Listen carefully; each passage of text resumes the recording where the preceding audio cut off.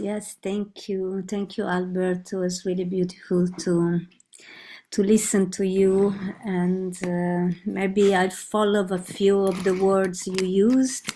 But thank you, everyone, to be here. Nice to see friends' names and face, and new people around. So my name is Alessandra. I've been with Ecoversities from its very inception in 2015 when we first met in Portugal. And I think the reason I was invited because at the time I had started our Ecoversity in Italy. Our project is called Free Home University.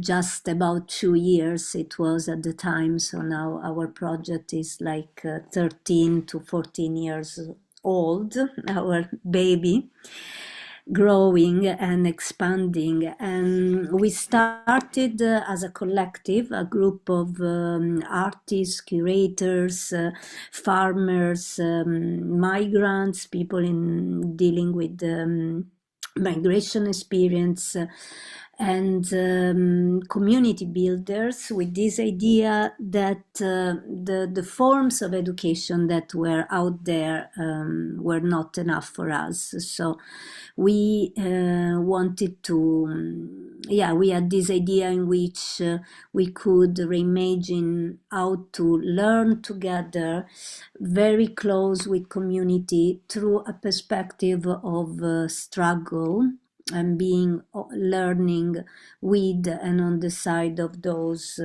in struggle, and somehow rethinking together what it is, how do we want to live. This was our guiding question when we started. And we started by living together. This was our stronger pedagogical tool, I think, because we wanted not to separate how we live and study and produce art, but we wanted to have all organically integrated in one experience. So we started by living in my house with a group of people, and then renting out other houses in the same village.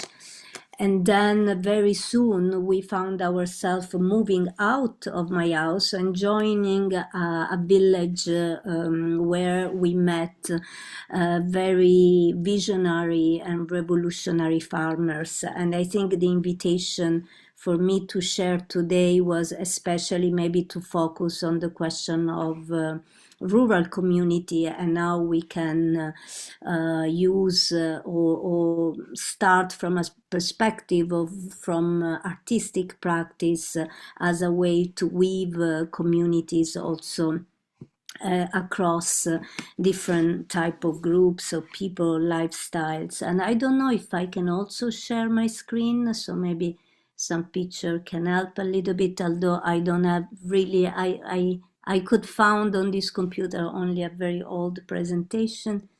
Can I do that to share? Please try to share it. Okay, from where? Share. Okay, here. Find the screens. Desktop. Open system. I don't know if something happening. If not, no worries. I can maybe send you later on.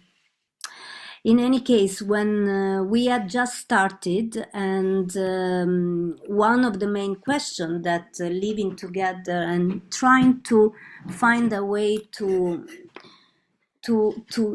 deconstruct all the paradigms we were kind of wanted to exit, those exactly that also Albert was mentioning, extractive, capitalist relations, or relations of all the forms of oppression that we often internalize and end up reproducing, and especially through the education system are reproduced. We live in this, we go to school, from the factory school to the neoliberal university.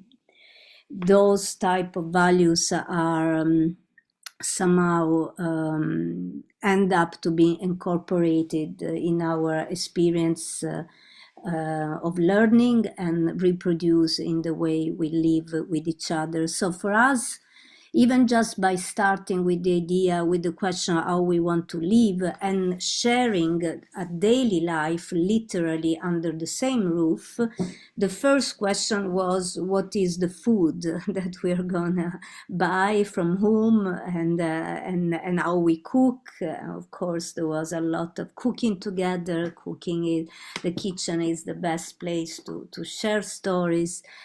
And so I think our first research, our first inquiry, our initiative is inquiry based, and the inquiry kind of keeps on informing other questions. So we move through this inquiry based method. So we started to visit different farmers in our area. And through this pedagogy of the visit, and this is where the listening is so important, sitting together, listening, unfolding the complexities and how people live, we started to map those who were abandoning the monoculture way of cultivating the land and were experimenting with organic farming, and transitioning into a better and more just way to treat the soil and the biodiversity of the soil, but also those working on the land, because where I come from in the south of Italy, there is still, in an area that has been historically based on agriculture, now it's more tourism, but there is still, that type of work is still based on exploitation and almost slavery. There is a lot of migrant and seasonal workers that come to tend to the land and produce. So for almost a year, we just visited farmers in our area, and we discovered a whole world, from anarchist commune producing oil and wine, and of course experimenting with the freedom schools type of creating this type of close intentional community, to just small families trying to go through the transition. When we finally met a group of farmers, House of Agriculture is called the initiative, that ever since we form a coalition, we have an alliance. So basically Free Home University moved to their village, and ever since we are part of what they organize, or the way they come to us when they have a new idea, a dream, a question. They kind of come to us, and we bring artists or researchers or people we know into their community, and we try to build these dialogues. So this has been a very, very interesting way of encountering a community that at the big and building community together. I think they were very special, and they somehow succeeded in moving from being a group of 7-8 people in a tiny village in a very remote area. It was at the time not even on a Google map, the fraction where they live. They started with no land, but through this gathering that also we help building with artists, building momentum together, their neighbors, relatives started to donate them the land to cultivate. And for them too, at this point, 13 years later, they have 13 hectares where they mostly produce ancient local grains. They funded a common mill where all those that produce always in natural ways can go and mill their grain. And they have started their own school of agriculture, and together we put together a festival every summer in August at the moment of the harvest. which brings together question of the land, but also question of societies, because of course the food that we eat is really the first approach we have with life, and those are helping to affirm and continue and reproduce life. But in this village, they were also dealing with question of the population, because everybody would either go to the main city or to the north or even abroad, as it happens for many of us. They wanted to experiment bringing back the animal to tend to the land. This is when we invited a friend who is an artist but also an agroecologist, and with him he has a project in the north of Spain, the School of Shepherds, and also a collective called Campo Adentro. So we started to continue to invite people that had research and methodology in response with what the farmers we were working with needed to discover. Another time, they had the problem that they started to invite the kids in their nursery. At this point, they are also seed savers, and they have nursery seed. They are working with the evolution type of agrology. So it's not only our local seed, but in view and because of climate change, for example, we realized that the seeds from Syria do very well where we are. So it has become really a very rich laboratory and kind of think tank for agriculture practice, but also practice of community. We brought to this conversation many people that are trying to think about different ways of economies, and this led for them to experiment into many to create, for example, the common meal or the common kitchen, where they understood that if a group had the means of production, those can be shared and everyone in a community can use them, and what is saved by not buying each certain tools can be reinvested for something that is needed. So I think our role was really to hold this container for conversation, a little bit to share a methodology, which is a methodology of research in a way. I agree very much on this idea of research make space for relationship, and the knowledge, and create containers in which knowledge can be shared. So for us, it was very important to put on the same level the knowledge of artists, of economists, of theoreticians or intellectual, and the knowledge of the farmers, the knowledge of the grandparents. We involved many elders that actually ended up teaching us how to build a dry wall, how to build a dry toilet, or how to tend to the land, how to graft the different minor fruits that at one point we started to plant. We made the minor fruits garden.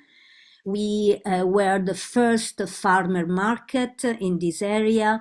So the idea for us was also something I want to share. It was also this idea that we have a vision, we have a need, a desire. We bring a group in which this idea can be shared, and we prototype.